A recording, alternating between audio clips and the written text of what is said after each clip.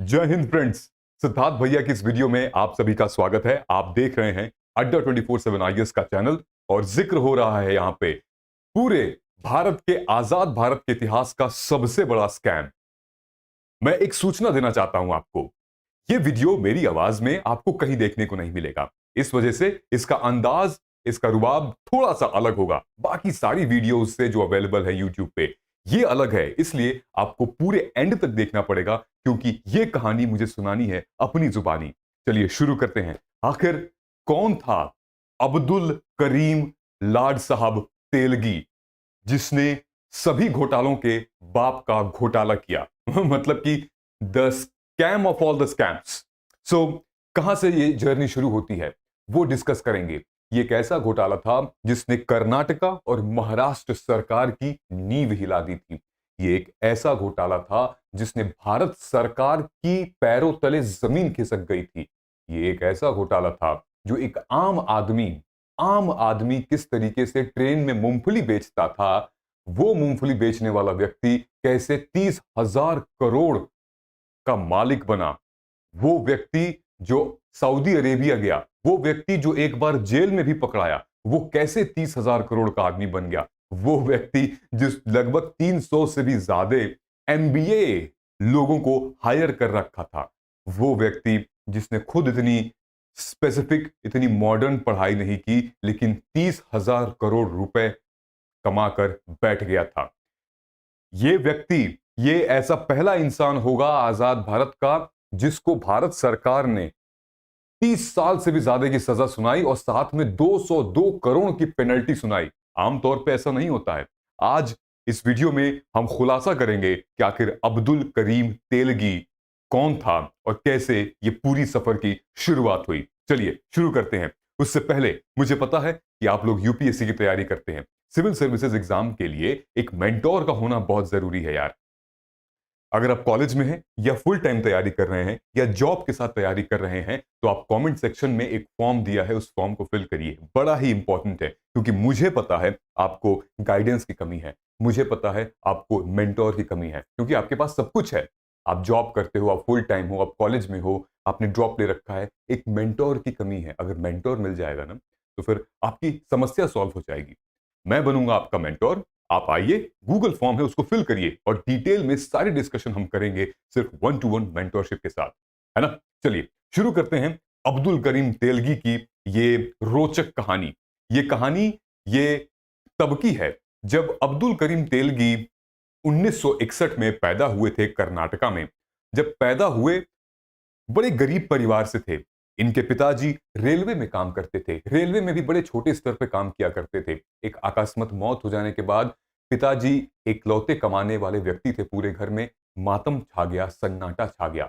करें तो करें क्या, ये बच्चे कहां जाएं, किससे मांगे, क्या खाएं।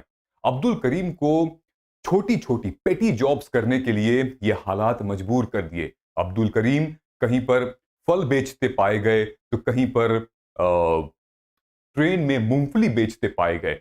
हालातों के वजह से अब्दुल करीम ने तोड़ दिया था खुद का बड़ा बनने का सपना।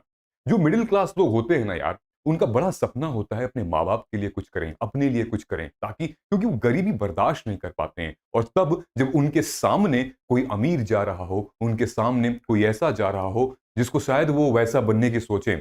अब्दुल करीम का भी एक सपना था कि मैं कुछ ऐसा करूं, मैं कुछ बड़ा करूं, लेकिन हालातों की वजह से, पैसे ना होने की वजह से और ना कोई रिसोर्सेज, ना छत पे, घर पे किसी का छत हो, ये सारी वजहों से अब्दुल करीम तेलगी जो है वो छोटी मोटी नौकरियां, जॉब्स करता रहता था। सोच के देखिए, वो व्यक्ति ट्रेन में मूंगफली बेचता था। इससे यह साबित होता है कि कोई भी व्यक्ति छोटा या बड़ा नहीं होता। आप उसके दिमाग की इंटेलिजेंस, आप उसकी इंटेलिजेंस को भांप नहीं सकते। इसीलिए किसी को भी नीचा मत दिखाइएगा, ठीक है। ये वो तस्वीर है जब पहली बार अब्दुल करीम तेलगी को पकड़ा गया था। लेकिन अभी रुकिए, अभी डिटेल में और मुझे बताना है ये चर्चा में क्यों आ रहा है। ये चर्चा में ये पूरा इसलिए आ रहा है क्योंकि भाई आज ही 1 सितंबर को सोनी लिव पे इसका प्रॉपर प्रॉपर सीरीज शुरू होने वाली है। जैसे कि हर्षद मेहता वाले केस में शुरू होने वाली थी, वैसे ही सोनी लिव पे ये पूरा सीरीज होने वाला है। From Vijay Mallya to Abdul Karim unveiling India's greatest financial scam. Scam 2003 क्या है, तेलगी स्टोरी क्या है, और 30,000 करोड़ का पूरा स्कैम क्या है। अब आधी स्टोरी हो गई है, आधी स्टोरी मैं आपको अभी अभी बताता हूं। कुछ हिंदुस्तान टाइम्स ने लिखा था, shows lack of daring Gagan Dev Riar performance as Telgi, है ना। मतलब कि ये गगन देव जो हैं वो तेलगी का रूप मतलब प्रेजेंट कर रहे हैं। ये कुछ नोट हैं। अब आपको मैं बताता हूं, आपने सुना होगा ना, जब भी अगर किसी को वादा करना होता है या कोई प्रॉमिस करना होता है तो हम बोल देते हैं कि अरे भाई स्टैम्प पेपर पर लिख के दे देंगे, क्या ले आओ स्टैम्प पेपर, हम स्टैम्प पेपर पर लिख के दे देंगे फलाना ठिकाना। वही स्टैम्प पेपर, जब हर्षद मेहता स्कैम हुआ था ना, आपको याद है ना हर्षद मेहता वाला इतना पॉपुलर स्कैम, जब वो स्कैम हुआ था तो बाजार में स्टैम्प पेपर की कमी होने लगी थी। मतलब कि डिमांड ज्यादा थी, सप्लाई कम थी। अब हुआ यूं, अब मैं आपको आगे की कहानी बताता हूं, लेकिन मेरे पीछे ये जो चीज आपको दिख रही है, ये कौन है? ये राम जेठमलानी साहब हैं। ये कौन है? ये विलास राव देशमुख हैं, रितेश देशमुख के पप्पा। ये इन लोगों ने कहा था कि more bombs spills out of Telgi scam. मतलब कि बड़े बड़े लोग, बड़े बड़े जनता, बड़े पॉलिटिशियंस, बड़े पुलिस वाले इन्वॉल्व थे इसमें। लेकिन यही तो होती है राजनीति, अब तक किसी का नाम नहीं पता चल पाया, कौन कौन क्या क्या कैसे कैसे इन्वॉल्व थे, है ना।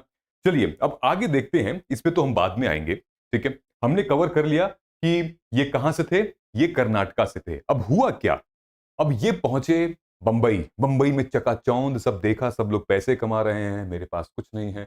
इनको एक सोर्स मिलता है, ये काम करने के लिए सऊदी चले जाते हैं। सऊदी अरेबिया में अब्दुल करीम तेलगी लगभग 7 साल रहते हैं। 7 साल रहने के बाद वो वापस बंबई में आते हैं और स्टार्ट करते हैं अपना फेक पासपोर्ट बनाना। फेक पासपोर्ट बनाते वक्त, फेक पेपर बनाते वक्त वो एक बार उनको पुलिस पकड़ भी लेती है, और उस टाइम पर ये फेक स्टैम्प पेपर भी चलाना शुरू ही किए थे। 1991 में इनके पास ये मुद्दा आया। 1991 में पुलिस ने 92 में इनको पकड़ लिया था, इनको जेल भी हो गई थी। सो नीचे अगर हम देखें तो इन्होंने एक कंपनी शुरू की थी, Arabian metro travel for manpower supply to middle eastern countries. वो व्यक्ति जो कि सऊदी अरेबिया में काम करके आया, बंबई में रुका, रुकने के बाद इस नाम की ट्रैवल कंपनी बनाई, उसके बाद लोगों को भेजता था, फेक पासपोर्ट बनाता था, फेक स्टैम्प पेपर बनाता था। उस टाइम पे इतना बड़ा इनका धंधा होता नहीं था, इतना बड़ा हुआ नहीं, और पुलिस वालों ने भी बहुत ज्यादा ध्यान नहीं दिया। तो इनको वैसे भी एक बार जेल हो गई थी इस फेक पासपोर्ट और इसके लिए, लेकिन जेल का जो अवधि था वो बहुत छोटा था, तुरंत छूट गए थे। लेकिन उस जेल में इनको एक व्यक्ति मिल गया था, उस जेल में वो व्यक्ति मिल गया था जिसने ये पूरे कांड की महिमा मंडन कर दी। अब वो व्यक्ति था स्टैम्प पेपर प्रोडक्ट प्रोड्यूस करने वाला एक व्यक्ति, जो स्टैम्प पेपर बनाता था, बनाता था, बनाता था, बनाता था। बस जिसको तलाश थी, बस सोने को जोहरी की तलाश होती है, लोहे को लोहार की तलाश होती है, और स्कैम करने वालों की ऐसे लोगों को तलाश होती है। बस मिल गया था, कारवां बन गया। अब हुआ क्या, ये अपना स्कैम स्टार्ट किए 1980s में, जैसे कि मैंने बोला। 1991 में पहली बार जब पुलिस इनको पकड़ी तो फिर वो व्यक्ति इनको मिला। उसके बाद जेल में उस बंदे से इन्होंने पूरा काम किया, पूरी बात की, पूरी रणनीति साजिश रची। इन लोगों के बीच में बात हुई, इन्होंने कहा कि हर्षद मेहता के स्कैम के बाद मार्केट में, बाजार में स्टैम्प पेपर की कमी हो गई है। तेलगी ने देखा कि यार ये मौका है, यही अपॉर्चुनिटी है क्या करने की, हमारे स्टैम्प पेपर, फर्जी स्टैम्प पेपर बनाने की। और स्टैम्प पेपर होता क्या है, किसी भी दो पार्टी के बीच में एक लीगल एग्रीमेंट अगर हम करें तो स्टैम्प पेपर के थ्रू तो होता है। अगर आप रेंट में रह रहे हो तो आपका रेंट एग्रीमेंट स्टैम्प पेपर के थ्रू होता है। उस टाइम का स्टैम्प पेपर थोड़ा अलग डिजाइन का होता था। इस टाइम का स्टैम्प पेपर आप देखते ही होंगे, आप ई स्टैम्प पेपर भी होता है।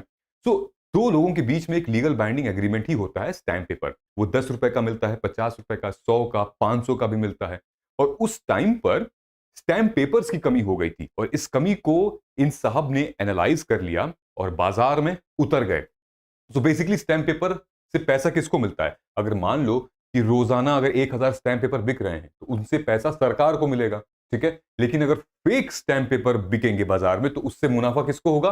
तेलगी साहब को होगा। तो यही होने लगा था। मार्केट में डिमांड और सप्लाई के बारे में अच्छी तरीके से जानकारी ली, सप्लाई कम थी, डिमांड ज्यादा था, इंट्रोड्यूस कर दिया फेक स्टैम्प पेपर। और जैसे ही फेक स्टैम्प को इन्होंने इंट्रोड्यूस किया, वैसे ही बिकने लगे, काफी बड़े अमाउंट में बिकने लगे। जब इनका धंधा काफी बड़ा हो गया था तो लगभग 300 आदमी को उन्होंने रिक्रूट किया और ये लोग स्टैम्प पेपर सेल करने लगे। जैसे कि बायर्स कौन कौन से आते थे, insurance companies, bank, stock brokers, firms, इन सभी को इन लोगों ने स्टैम्प पेपर बेचा।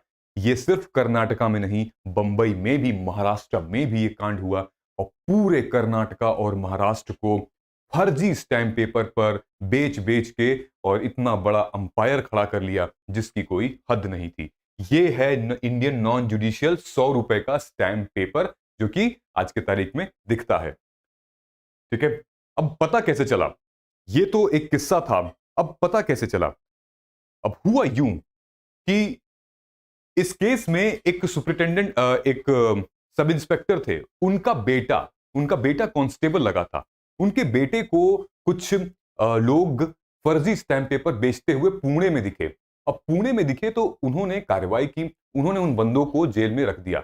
जेल में रखने के बाद उनको वही है ना कि अगर किसी एंड पॉइंट तक पकड़ना है तो आपको वो स्ट्रिंग पकड़नी होगी। अब वो स्ट्रिंग पकड़ा गई थी, अब वो लोग पकड़ा गए थे जहां से इसका सोर्स था। अब इन कुछ लोगों के पकड़ाने की वजह से इन्होंने धीरे धीरे धीरे राज खोलते चले गए और तब पता चला ये तो वही अब्दुल करीम लाड साहब तेलगी है जिसको 1991 में हमने पकड़ा था और हम लोगों के नाक के नीचे से इसने 1,000 करोड़ रुपए का घोटाला किया है, स्कैम किया है स्टैम्प पेपर का। और तब जाके मतलब जमीन तले, मतलब कहते पैरों तले जमीन खिसक गई थी सबके सामने, चाहे वो पुलिस डिपार्टमेंट हो, चाहे वो मिनिस्ट्रियल हो, चाहे वो एडमिनिस्ट्रेशन हो, सब लोग। और जानकर ये हैरानी होगी कि बहुत बड़े बड़े पुलिस ऑफिसर जो हैं वो इसमें इन्वॉल्व थे। एक पुलिस ऑफिसर एक ऐसा व्यक्ति था जिसकी पे स्केल 9,000 रुपए थी, वो 100 करोड़ का मालिक बना बैठा था, अब्दुल करीम तेलगी के साथ मिला हुआ था। जब छापा मारा गया इनके कोलाबा ऑफिस में तो ये पता चला कि भाई पुलिस ऑफिसर वहां बैठ के इनके साथ पार्टी कर रहे हैं। लगभग इसके 100 से भी ज्यादा अकाउंट्स थे, 35 से भी ज्यादा प्रॉपर्टीज थी और न जाने बहुत कुछ था। तब जाके ये हुआ। निखिल कोठारी एक पुलिस इन्वेस्टिगेटर थे जिनकी सैलरी 9,000 रुपए थी, उनका वर्थ 1,000 करोड़ हो गया था। प्रदीप सावंत जो कि डीसीपी ऑफिसर थे मुंबई के, वो भी बुक हुए थे, डीसीपी थे, Commissioner of Police, Deputy Commissioner of Police. All these cases and names cause a stir in the national level. 2001 में इनको अरेस्ट किया जाता है। जब अरेस्ट होते हैं ये तो इनको अरेस्ट होने पे कोई मलाल नहीं होता है। इनका कहना है कि कोर्ट के सामने इन्होंने कहा था कि आई प्लीड गिल्टी, ये मैं गिल्टी हूं कि मैंने ये सारे काम किए। इन्होंने कहा कि मैंने कुछ गलत नहीं किया। इन्होंने कहा कि ये सारे काम तो होते थे, आजादी से पहले ये सारे काम ब्रिटिश करते थे, लेकिन आजादी के बाद ये काम मैंने कर दिया। बस लोग चेंज हो गए हैं, चीज तो वही चल रही है, ये इन्होंने कहना था। इन्होंने कुछ बड़े बड़े पॉलिटिशियन का नाम लिया लेकिन वो फिर प्रूव नहीं हो पाए थे। अब मैं नाम नहीं लेना चाहूंगा, एक एजुकेशनल चैनल है, लेकिन 2001 के बाद भी इन्होंने काम को बंद नहीं किया। जेल में रह के भी स्टैम्प पेपर्स को बेचते चले गए। जेल ऑफिशियल्स ने इनकी काफी मदद की। अब आप सोचिए कि ये तो इंटीग्रिटी की बात होती है कि अगर आप 10,000 20,000 कमाने वाले हैं और आपके सामने एक 30-40 हजार करोड़ का व्यक्ति बैठा है, वो कह रहा है कि अरे तुम छींक भी दूंगा तो मैं तो 2-3 हजार करोड़ तो निकल ही जाएगा, तो मैं ये कर दो मेरा काम। तो इनको जेल में मोबाइल दिया गया, सप्लाई दिया गया, सिस्टम दिया गया, जेल में बैठ के ये काम किया करते थे। हालांकि धीरे धीरे गतिविधियां इनकी रुक गई थी, लेकिन आने वाले टाइम पे क्योंकि ये बंबई में बार में भी बड़ा पैसा खर्चा करते थे, तो वहां पर एक पता नहीं क्या नाम था, तरन्नुम की तबस्सुम, इनकी एक बार डांसर पे फिदा हो गए थे, करोड़ों रुपए बार डांसर पे उड़ा दिए थे। लोग कहते हैं कि इनको एड्स भी हो गया था। 2007 में एड्स डिटेक्ट हो गया था। एड्स डिटेक्ट होने के बाद ध्यान आया नहीं, खाने पीने लगे और मेडिकेशन सही से हुई नहीं, तो 2017 में ऑलमोस्ट आके इनकी मल्टीपल ऑर्गन फेलियर से इनकी डेथ हो गई थी। इसके साथ साथ 43 लोग थे, 43 और लोग थे जिनको अरेस्ट किया गया था, वो भी बड़े करोड़पति बन चुके थे जो भी इनके पार्टनर्स थे। ऐसे कर करके ये जो इन्वेस्टिगेशन थी वो चालू हुई, खत्म हुई। बाद में पहले तो कर्नाटका और बंबई दोनों ने ही अपनी SIT, special investigation task launch की। दोनों ने भी, पहली बार ऐसा था किसी एक अपराधी को पकड़ने के लिए 2 राज्यों ने अलग अलग एसआईटी गठित की थी और उसी एसआईटी गठित होने के तहत ये सारी बातें पता चली कि पुलिस वाले भी इन्वॉल्व हैं। 2 एमएलए भी इन्वॉल्व थे जिनको बाद में सस्पेंड किया गया था। और बाद में केस जब ये अरेस्ट हो गए तो बाद में केस सीबीआई को दिया गया। सीबीआई ने लगभग कई 100 पेज की चार्जशीट फाइल की और फिर मामला बना। तो सोचिए कितना बड़ा स्कैम है। ये लूप होल था हमारे सिस्टम में। अगर हमारा सिस्टम बेसिकली सपोर्ट नहीं करता इसको तो शायद इतना बड़ा नहीं बनता। सबसे इंपॉर्टेंट बात यहां पर यह है, पुणे में जहां पर स्टैंप पेपर बनते थे, पुणे में जहां पर स्टैंप पेपर, सरकारी स्टैंप पेपर बनते थे, वहां के ऑफिसर्स ने तेलगी का साथ दिया। वहां के ऑफिसर्स ने जो ओरिजिनल स्टैंप पेपर है ना उसको रोक दिया। ओरिजिनल स्टैंप पेपर को बनने से रोक दिया ताकि मार्केट में डिमांड और ज्यादा हो, सप्लाई कम हो और ये लोग अपना स्टैंप पेपर लेकर आए और कमाएं। सोच रहे हैं आप, एक तरीके से यही बात हो गई कि सरकार का कोई एक आदमी जो नोट प्रिंट करवाता है वो नोट प्रिंट करना बंद कर दे, मार्केट में कुछ पर्टिकुलर नोट की कमी हो जाए और कोई एक व्यक्ति काउंटरफीट नोट, गलत नोट प्रिंट करके मार्केट में चला रहा है। तो ये वही बात हो गई, बिल्कुल गलत तरीके से सरकार ने भी, सरकार के कुछ ऑफिशियल्स ने भी काम किया। जिसकी इंटीग्रिटी भंग हो जाती है वो यही करता है। दुनिया के सामने तो वो सच्चा बना रहता है लेकिन खुद की नजरों में वो झूठा बन जाता है। ये बहुत बड़ा केस है। ये हमारे बहुत कुछ सिखाता है, ना कि सिर्फ हमको बल्कि हमारे एडमिनिस्ट्रेशन सिस्टम को, हमारे पुलिस सिस्टम को, हमारे पॉलिटिकल सिस्टम को और इनफैक्ट हमारे फाइनेंशियल सिस्टम को। राम जेठमलानी जी ने इस व्यक्ति को one of the best brains बोला था। किसी को उम्मीद नहीं थी कि एक ट्रेन में मूंगफली बेचने वाला व्यक्ति 30,000 करोड़ रुपए का घोटाला करके बैठ जाएगा, नाक के नीचे से सरकारों के पता भी नहीं चलेगा। कैसी लगी आपको ये कहानी मुझे जरूर बताइएगा। और सिविल सर्विसेज की तैयारी में यूपीएससी, मुझे पता है आप लोग हमेशा से चाहते थे कि एक प्रीलिम्स, मेंस, सीसैट वाला कोई कोर्स आए जहां पर हम लोग एनरोल कर सकें। यही है वो कोर्स। आइए और अपना नाम दस्तक दीजिए। मिलते हैं हम लोग अगले वीडियो में। वीडियो कैसा लगा जरूर बताइएगा। नमस्कार, जय हिंद।